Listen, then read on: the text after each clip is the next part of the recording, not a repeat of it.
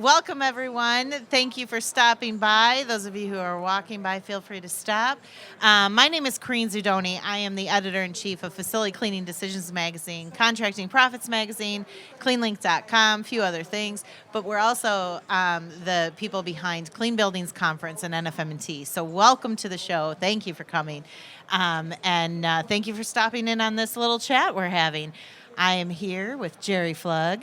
I'm going to let Jerry talk a little bit about himself, but before I do, this man has been around for a long time, and I knew him when he was a building service contractor, very, very knowledgeable, and failed at retiring. He tried it. I did. He was very bad at it, and he came back as a business consultant. So let me give you the microphone for a minute and introduce yourself. Sure. Thank you. Give it up for this lady putting together a great Yeah, I do show. it by It's been- myself, yeah, so thank you. Just Thank her. You. Thank you. Little AI, but no. No, thank you guys for being here. It's a definite honor to be in your presence. I ran a BSC company for 21 years. Prior to that, I was in facilities management, and so I understand a little bit about both worlds. A couple years ago, I had some young guys in my town come to me and said, hey, we want to buy your company. And I said, yeah, come back someday, young buck, when you're ready. And I began a mentor relationship with them, and 2 years later, we merged our companies. And me and my wife said we were going to retire. My wife took it seriously. I kept getting phone calls from people and saying, hey, I have some questions. And at some point I just realized, okay, retirement's not going to work because I'm bored and I love helping people and I love to help people win. And so I've become a business coach specifically for the BSC world. I do help other clients, but I enjoy working in this world the most because I just love the industry and I want to be a champion for the industry because I just love it. Love the people in it. Love the people who are making the world go round. And so happy to be a part of this industry. And I get to do it now without employees. It's really cool. So make that part of your dream. So. Yeah, well, you're going to grow so much that you're going to need some staff to help you out. So, but that's a great segue. Let's talk about leadership for a second. Sure. You've overseen a lot of projects. You've overseen a lot of people. What are some, and now you're helping others do the same. What are some of the hurdles that you've experienced, how you've overcome them? Because I'm sure the people here can all relate in some way. And if they haven't done it already, they're going to do it. So what are some of the biggest hurdles and how can you overcome them? Yeah, so rule number one in this industry, in any industry really, for me is interesting people take interest in people, right? So if you're an interesting person, you should be taking interest in people. And so that is your number one asset in this industry. And so finding the right people and the right fit for your organization and finding the right seat on the bus, like we've talked about in a couple of the sessions. You may have people in your business that are in the wrong seat on the bus, and if you'd have a conversation and move them to the right seat, they would skyrocket. So my goal was always to help people move their career forward. I wanted to give them trainable, teachable things that they could hold on to, whether they worked for us or not in the future. I wanted to make them just better people, right down to how they talk to each other. And so that was a big deal. I don't know if that answers part of the question, but I think I was headed there. Yeah, Anyway, so. No, and I think it's a good point. I mean, how you interact with even your colleagues, your boss, your customers is how you're going to react with your customers. Sure. So I think it's important as a leader to help teach them those traits. I know people on my team, they're young people. Mm-hmm. They don't have that practice of interacting with people. Some of these individuals in our company, they went to college during the pandemic. They were basically homeschooled in a time I would never take back my college career. It was amazing. I got out there. I talked to people. Yeah. It was fun. Yeah. I had a fun time. These poor kids, they were stuck at home, they lost Online, out yeah. on a lot of that interaction, Yeah. and they don't necessarily know how to do it. So, how would you help managers who are looking at a team like that and struggling with teaching them to Sure. be good with customers, be good with building occupants, be good to their staff? Yeah, I think every organization has some kind of culture it's promoting. And one of the things that we did is we decided, well, for my organization, I decided I wanted people to be treated like gold. And we had two rules. We had two customers. We had employees that were our customer, and we had customers, paying customers. And I made my management team, HR, all the supervisors, everybody involved, they treated the customer and the employee with the same kind of respect and kindness and concern and professionalism. What that meant for us is on the training side, we would bring some of those employees in if there was some kind of conflict or some kind of resolution that needed to happen. And I would make the managers sit with me, and they would watch and model how I would interact with those folks. And I said at my session earlier, one of the biggest questions I would ask, if you were in trouble and I brought you into my office, I would say, hey, what do you think I should do in this position? And I would put it back on the employee a little bit to have an understanding of, owners aren't these people, or managers aren't these people that have no feelings and no life. We go home at night, we worry about you getting paid, we worry about the customer paying you. We want the best for your family, we want the best for you. So in turn, I tried to model that in the relationship and allow them to watch it happen in action. And then I might the next time sit with them and say, okay, listen, I want you to use the same vein of understanding and communication that you learned. And I would tell people all the time, you might act one way on the street or with your family, but inside this family, this is how we're going to act, this is how we're going to talk to people, and how we're going to treat people. We're going to respect them, and that bodes well for your culture. And we had several people that would leave our company for 25 cents, a dime an hour, and I would like, why did they leave? Couldn't they have communicated that? And they would go away and be back in a couple of months. And the reason they came back was because they got treated so much better in our organization. And so that's important, is treating people well, communicating well. And if you have someone that, I'm just no good at this, I'm just no good at that, it's a defeatist attitude. Don't have that attitude. Let's work on some skill sets to get you there. And we all know, in the facilities industry, in the cleaning business, there's this stigma that comes with it. And I am, in my latter years, my desire is to help get rid of that. Let's be professional. Let's be kind. And let's elevate ourselves. Why not? Right? Why not? We make the building turn on in the morning, right? Whether it's by app or we go unlock the door. The escalators are working, the elevators are working, the AC is working, the lights are on, it's clean, it smells good, all the things that come with it.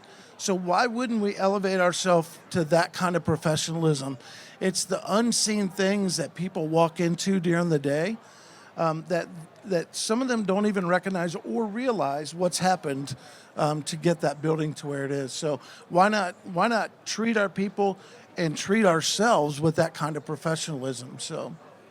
Yeah, I think that, your point about culture is something that's come up quite a bit in a lot of the education sessions yesterday and today, and I expect it to continue because that is a huge retention benefit. It's going to help you retain your employees if you have a strong culture, but it certainly doesn't happen overnight. No. And it starts with small steps and small increments and one-on-one conversations. And I always tell people in a lot of things, I always say, start where you are. Yeah. You can't go backwards. Start where you are right now and make one small change. One conversation with a staffer, one conversation with a team, and that will build change. That one person will go back and be like, you know what, Jerry just pulled me aside and I had the best conversation and I just feel good. He thanked me. Nobody's ever thanked me for what I did. That just made me feel so good. Yeah. Well, he just shared with somebody else, and now that someone else is like, well, that's pretty awesome. I didn't realize Jerry was so nice. Just kidding. But, it's like, well, I want to make Jerry happy too. I want to do something. I'd be like, oh, look at me mopping this floor right in front of Jerry's office, But they want that recognition. And then it spreads and it creates a culture of positivity and kindness. And I think that's really important to do. So I think, and listen, culture, you don't think culture doesn't happen. It'll happen. Whether you design it, create it, implement it, or not, it'll happen. So if you don't create it, or if you don't implement it yourself, it's there. Be careful what you get. Right, and have some feedback. Understand what your employees are thinking or hearing or talking about the company. This is a quote I came across this morning. Andy Stanley, great leadership guy, said this. He said, you must create feedback loop to keep closely connected to the emotionally preoccupied with the mission critical event in your organization, right? So that's a phenomenal tool, is staying connected to the people in your organization and understanding what their thought about culture is. And so we were very intentional. When we created culture, we did it around our core values. So we had 5 core values, and anybody from a supervisor or above that we hired, they had to meet those 4 core values, at least 4. And if they didn't, we didn't hire them. And you're like, man, doesn't that limit you? I'm like, here's the deal. Hard to hire, easy to manage, right? So if they think like me, if they act like me, if that's a trust hurdle that I get over by doing all the homework up front, right? I do all that homework up front, and I make their interview process more of an interrogation. We'll ask them questions. Integrity is one of our core values. What's that mean? What does integrity mean?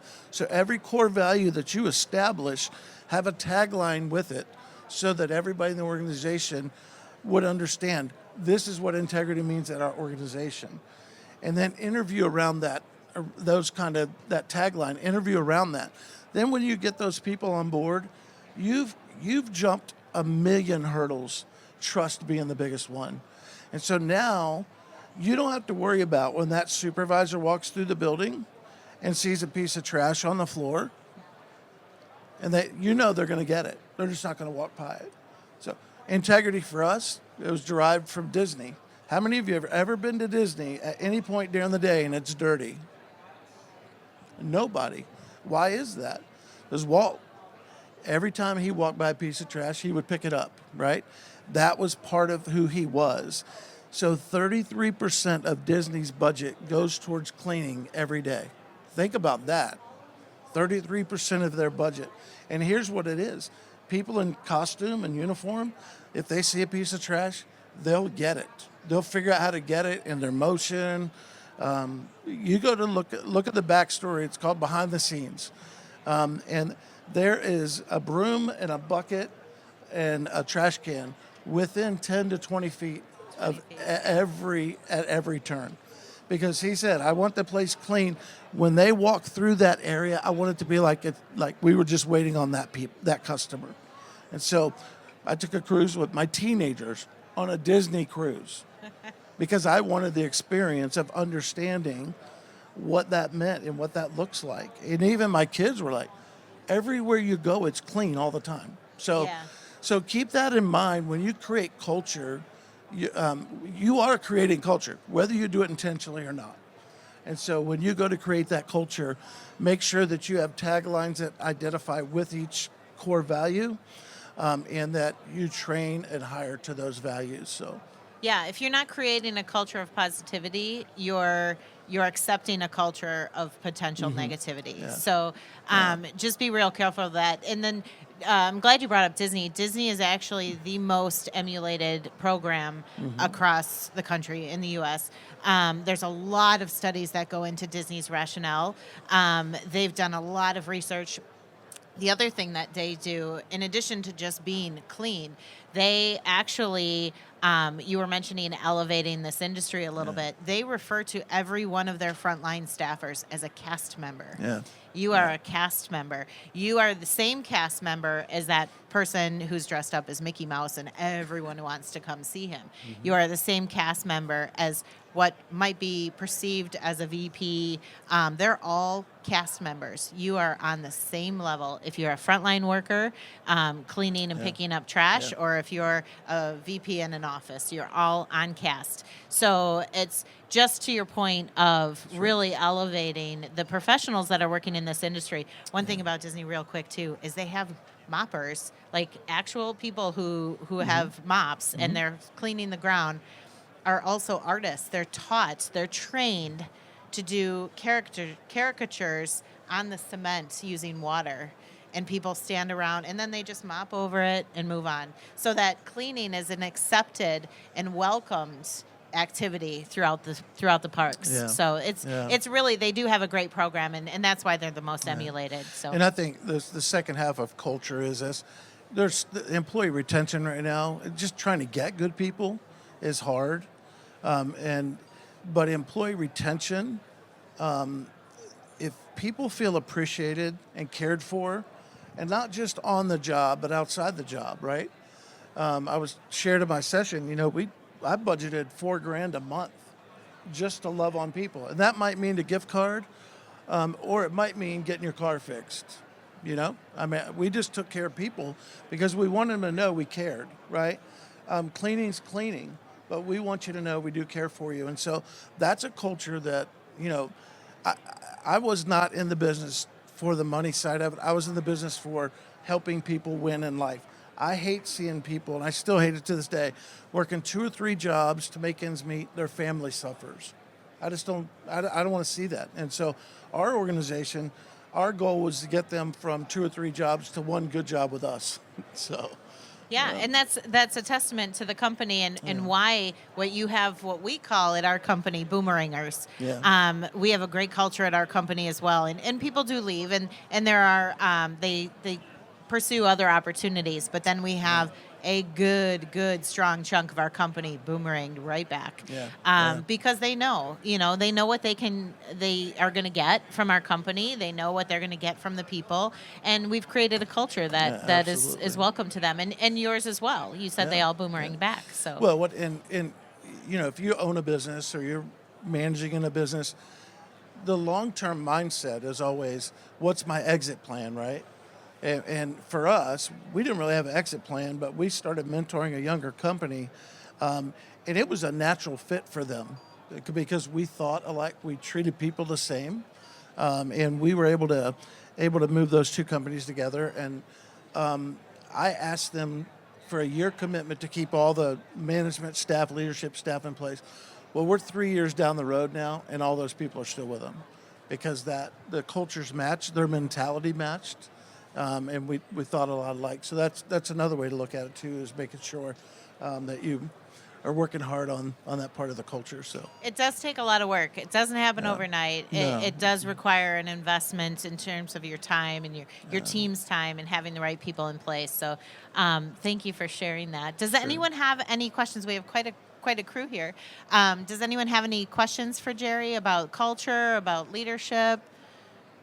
There's not a single. Would anyone like a they date do. with They're this just lovely afraid to young ask woman them. in the front? They're afraid to ask. They're just afraid to ask. All right.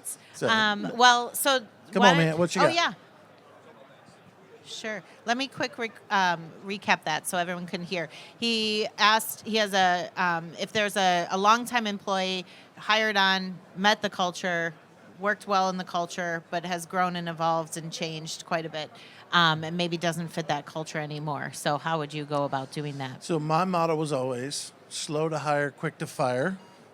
But along the way, make sure everybody's tracking with the culture. and tracking with your core values. And if that changes in someone, it should not be a surprise to them that they're no longer a fit. It should be a scenario where they're able to.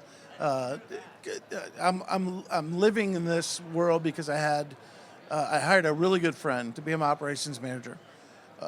3 years in, he was no longer a good fit, and we were having a conversation about culture. We were talking about it, and I could tell he was uncomfortable because he just no longer fit. And I had a conversation with him. I gave him a 2-month off ramp to be able to find another job, and I just said, it's too important to me as the owner. It's just too important. It becomes an infection that spreads very quickly. And here's something that I've learned: you do more damage in your effectiveness as a leader while the good people watch you tolerate the bad person than just getting rid of the bad person.